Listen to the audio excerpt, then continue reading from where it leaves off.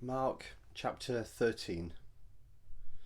As he was leaving the temple, one of his disciples said to him, "Look, teacher, what massive stones, what magnificent buildings."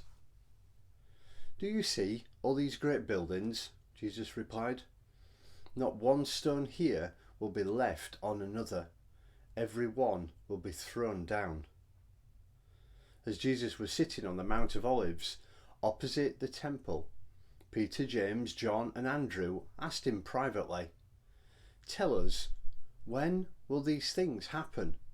And what will be the sign that they are all about to be fulfilled?" Jesus said to them, "Watch out that no one deceives you. Many will come in my name, claiming, 'I am he,' and will deceive many. When you hear of wars and rumours of wars, do not be alarmed. Such things must happen, but the end is still to come. Nation will rise against nation, and kingdom against kingdom. There will be earthquakes in various places and famines. These are the beginning of birth pains. You must be on your guard. You will be handed over to local councils and flogged in the synagogues. On account of me you will stand before governors and kings as witnesses to them. And the gospel must first be preached to all nations. Whenever you are arrested or brought to trial, do not worry beforehand about what to say.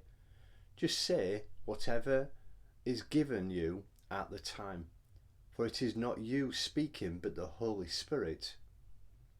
Brother will betray brother to death, and a father his child. Children will rebel against parents and have them put to death.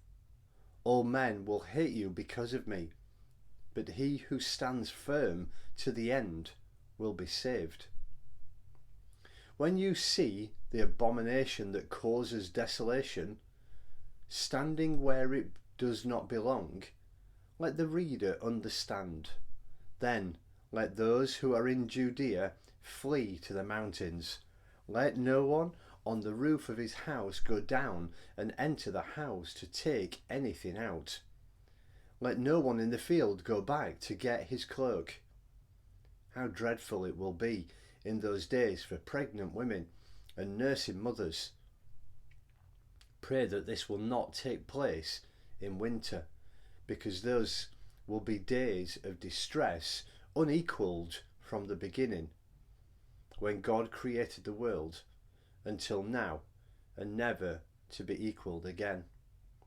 If the Lord had not cut short those days, no one would survive. But for the sake of the elect, who he has chosen, he has shortened them. At that time, if anyone says to you, 'Look, here is the Christ,' or 'Look, there he is,' do not believe it. For false Christs and false prophets will appear and perform signs and miracles to deceive the elect, if that were possible. So be on your guard.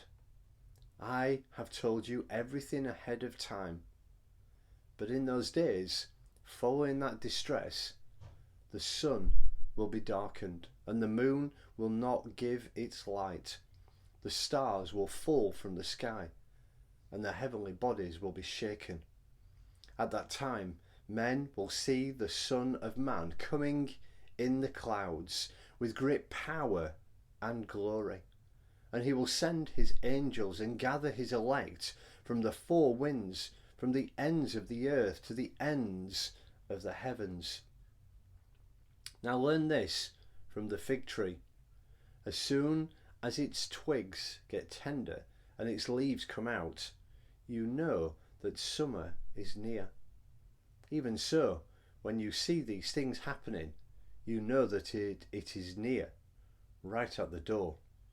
I tell you the truth, this generation will certainly not pass away until all these things have happened.